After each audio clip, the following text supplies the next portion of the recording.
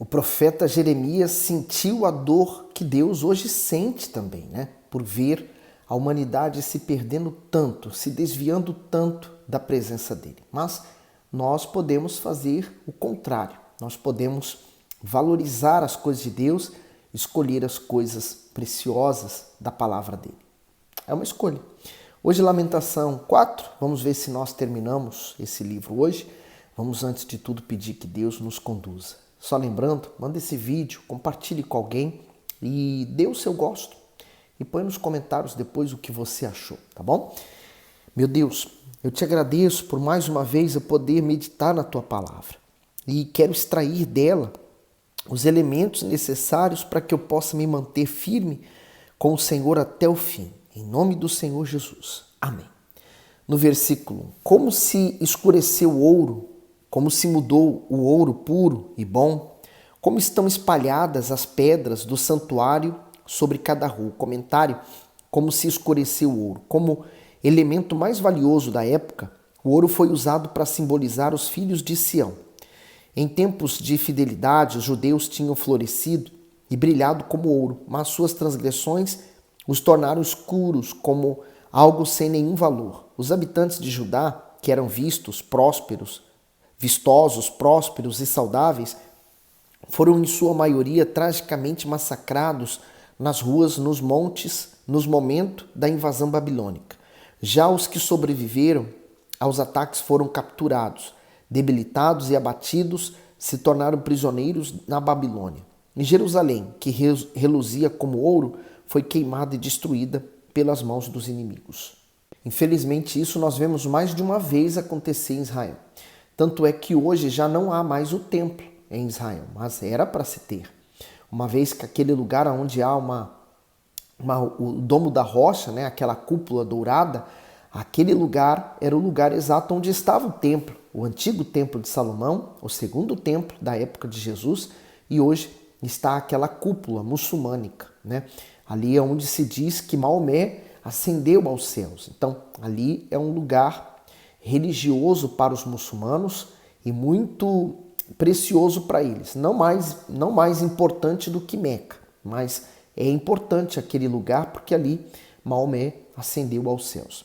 Mas para nós cristãos é importante, para os judeus é importante, então ele é importante para 3 grandes religiões do mundo inteiro. Mas olha que ponto, né, que chegou a destruição de Israel por causa da desobediência. A parte B diz assim: as pedras do santuário, que nos dias do rei Salomão foram escolhidas e preparadas com tanto esmero para a construção do templo, tornaram-se um monte de ruínas. Com a queda do santuário, elas foram espalhadas pelas ruas da cidade.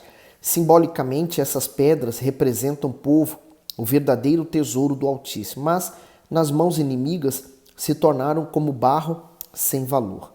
O 2. Os preciosos filhos de Sião, avaliados a puro ouro, como são agora reputados por vasos de barro, obra de mãos de oleiro. Comentário: os preciosos filhos de Sião eram como ouro puro de valor incalculável, porque eram consagrados ao Senhor, mas ao se rebelarem contra ele, perderam sua grandeza. Assim, de altamente apreciados e honrados passaram a ser desprezíveis pelas nações, como vaso de barro em pedaços que não tinham serventia alguma. Nas mãos de Deus, o povo valia ouro, mas fora delas valia o material mais comum e barato da época, o barro.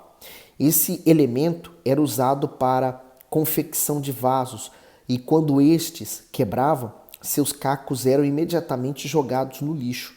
A fé e a fidelidade ao Altíssimo atribuem à nossa alma o peso da glória de Deus, que é infinitamente maior e melhor que todo o ouro deste mundo. E veja que interessante, né? Nós somos um vaso de barro. De fato, o ser humano ele é frágil, mas o Espírito Santo é o tesouro precioso, né? O Espírito de Deus. Esse tesouro é colocado dentro do vaso de barro. No 2. No 3.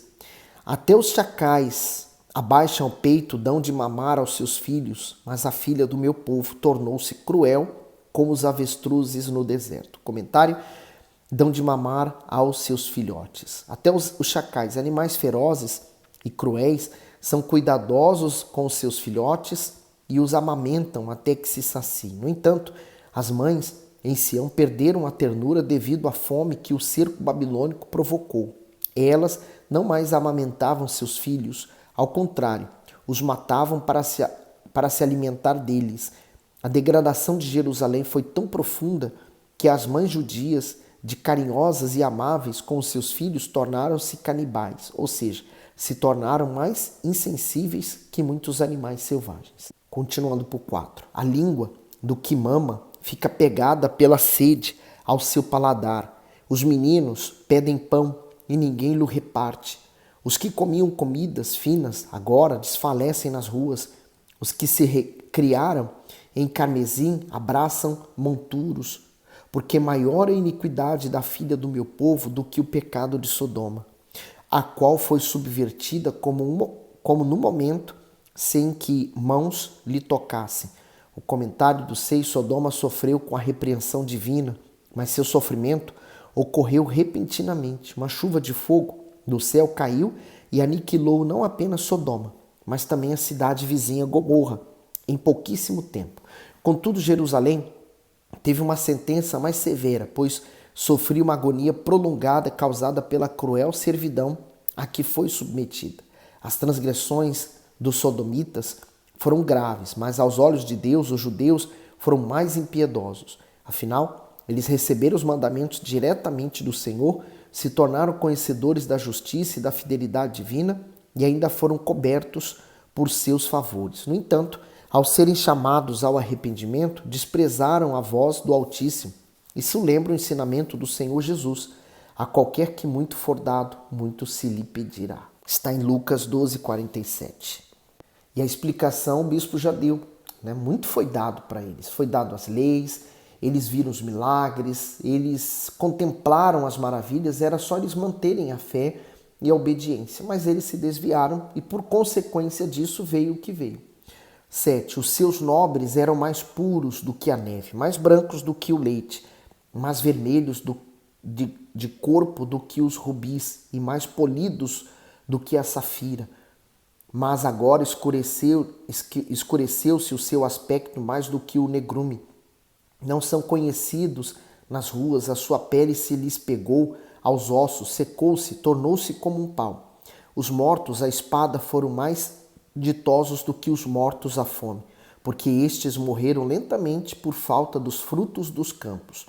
As mãos das mulheres compassivas cozeram seus próprios filhos, serviram-lhe de alimento na destruição da filha do meu povo.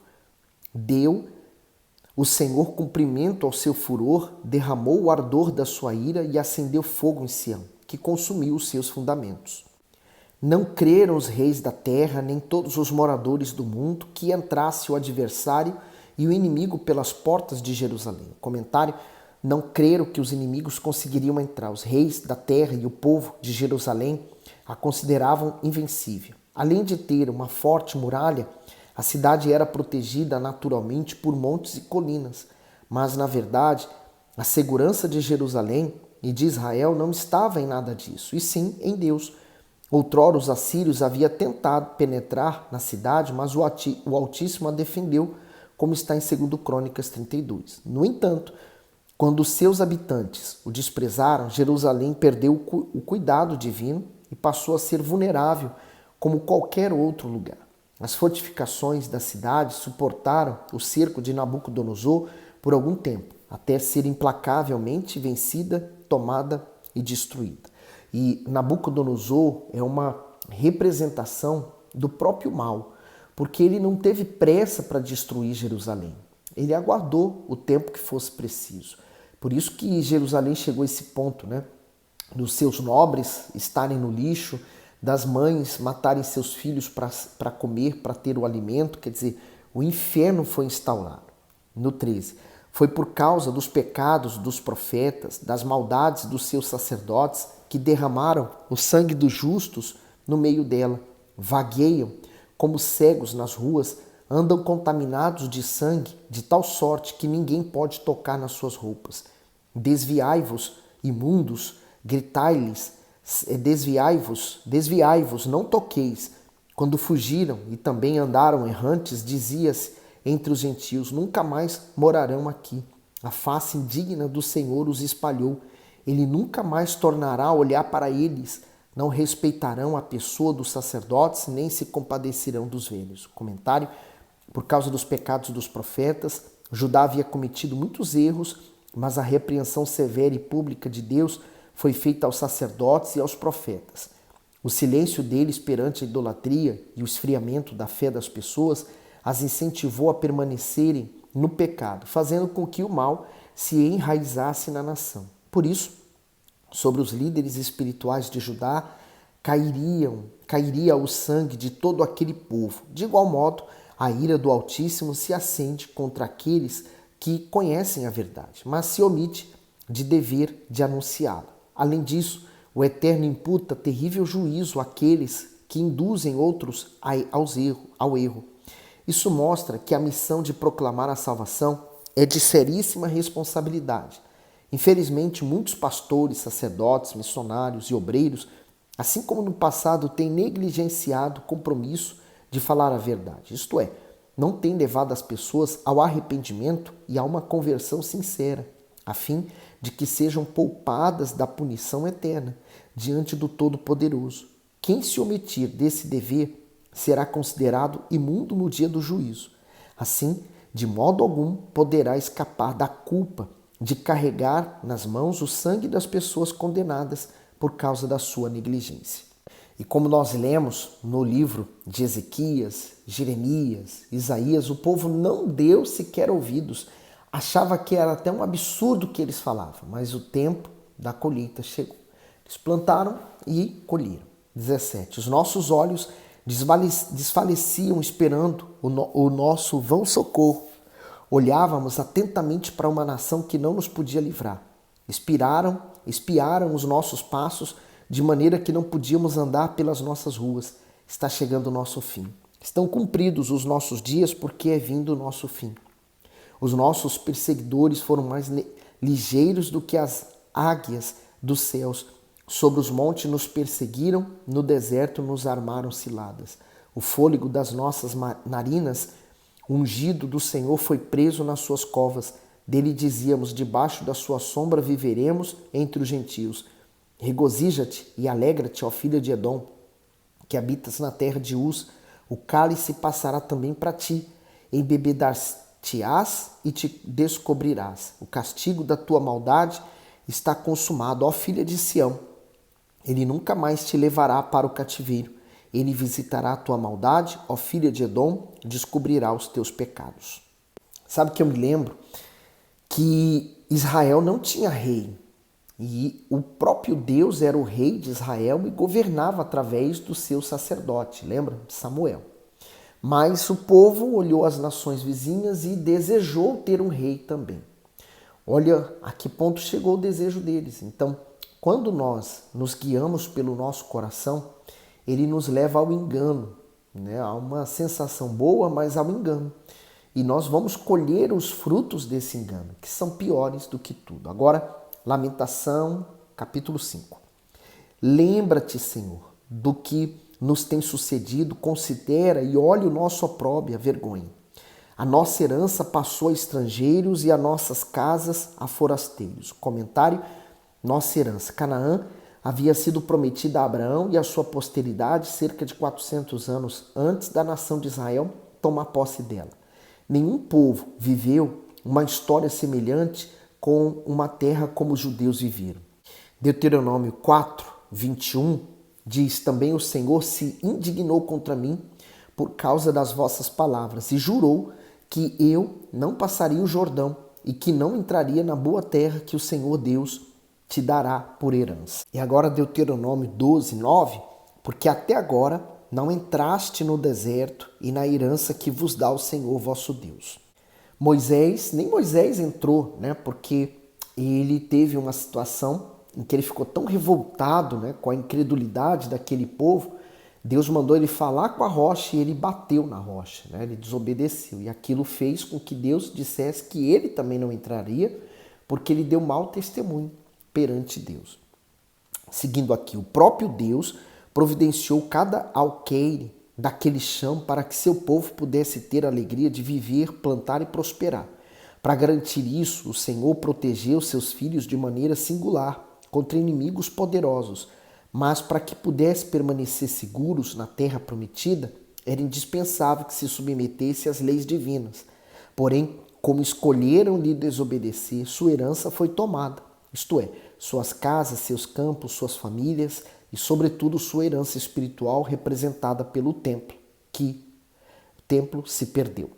Semelhante a leis de trânsito, ela foi criada para proteger o condutor. Quando ele ultrapassa, quando ele desobedece à lei de trânsito, então ele não está protegido pela lei de trânsito. Assim também o povo de Israel, quando desobedeceu, ficou desprotegido e trouxe a consequência, os problemas. Agora, continuando no 3. Órfãos somos sem pai. Nossas mães são como viúvas. A nossa água por dinheiro a bebemos, por preço vem a nossa lenha. Os nossos perseguidores estão sobre os nossos pescoços. Estamos cansados e não temos descanso. Aos egípcios e aos assírios estendemos as mãos para nos fartarem de pão. Nossos pais pecaram e já não existem, e nós levamos as suas maldades. Servos dominam sobre nós. Ninguém há que nos livre da sua mão. Com o perigo de nossas vidas trazemos o nosso pão por causa da espada do deserto. Nossa pele se queimou como um forno por causa do ardor da fome. Forçaram as mulheres em Sião, as virgens nas cidades de Judá. Os príncipes foram enforcados pelas mãos deles. As faces dos velhos não foram reverenciadas. Aos jovens obrigaram a moer e os meninos caíram debaixo das cargas de lenha. Os velhos já não estão mais às portas. Os jovens já deixaram a sua música. Cessou o gozo de nosso coração, converteu-se em lamentação a nossa dança. Caiu a coroa da nossa cabeça. Ai de nós, porque pecamos. O comentário: caiu a coroa da nossa cabeça. Essa coroa representa a honra e a glória que havia sobre Israel e sobre Judá por serem o povo escolhido de Deus. Contudo, a desobediência a ele removeu essa coroa, que era a riqueza do povo. Jeremias sabia que uma nação cativa não mantém o esplendor sobre si, mas sim a miséria e a dor da escravidão. Desse modo, entendemos que quem abandona a fé para se colocar sobre o regime de servidão ao mal perde, a servidão ao mal perde a luz, a justiça e a liberdade que o Senhor Jesus oferece. E aí, hoje, espiritualmente, nós também temos uma coroa, mas podemos perdê-la, assim como o nome pode ser riscado do livro da vida. 17. Por isso desmaiou nosso coração, por isso se escureceram os nossos olhos. O comentário: a intensidade da dor e da humilhação provocada pelos caldeus não foi moderada. Prova disso é que o peso do horror e da tristeza impostas aos moradores de Judá fez o seu coração desmaiar e os seus olhos escurecerem. Os inimigos foram tão cruéis que tributaram até mesmo a água para beber, de forma que os judeus sobreviventes ao massacre da invasão não possuíam controle ou liberdade para consumir nem o que era básico e comum a todos. No 18. Pelo monte de Sião, que está assolado, andam as raposas. Tu, Senhor, permanece eternamente. O teu rosto subsiste de geração em geração. Que forte, né? Reinos, impérios, tudo passou, mas ele permanece. A palavra de Deus, ela permanece. Tudo passa, mas a palavra continua. 20. Por que te esquecerias de nós para sempre? Por que nos desampararia por tanto tempo? Converte-nos a ti, Senhor, e seremos convertidos. Renova os nossos dias como dantes, mas tu nos rejeitastes totalmente. Tu estás muito enfurecido contra nós. O comentário do versículo 21, renova os nossos dias. O povo possuía terra, paz e prosperidade, enquanto permanecia fiel ao Senhor. Isso significa que permanecer em Jerusalém representava se conservar no reino de Deus e usufruir dos seus favores. Já ser conduzido à Babilônia simbolizava estar preso ao mundo e viver em servidão ao mal. Ainda assim, Jeremias crê que mesmo naquelas condições difíceis, o povo poderia ser restaurado a fim de desfrutar novamente da comunhão com o Todo-Poderoso. Quem hoje se encontra caído na fé tem dificuldades para vislumbrar uma reconciliação com Deus e, consequentemente, a vida reconstruída. No entanto, isso é perfeitamente possível quando há arrependimento. Você pode até passar por aflições terrenas como consequência dos seus erros, mas, uma vez perdoado pelo Altíssimo, se deleitará novamente em sua bondade e em sua fidelidade. Converter é você mudar completamente a direção. É você estar andando para um sentido e você se voltar 180 graus para o lado contrário e andar na mão contrária que toda a gente anda. É isso que Deus espera que você faça, é uma escolha. Você escolhe seguir o caminho que todo mundo está seguindo, né, o caminho largo, ou você escolhe o caminho estreito.